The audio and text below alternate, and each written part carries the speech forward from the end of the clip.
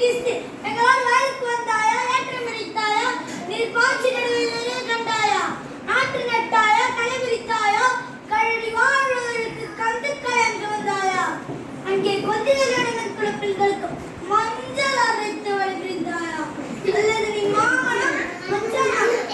கேட்டவளே எதற்கு கேட்கிறாய் திரை யாரை கேட்கிறாய் வரி போர் அடித்து நெருக்குவிக்கும் மேலி நாட்டு உழவர் கூட்டம்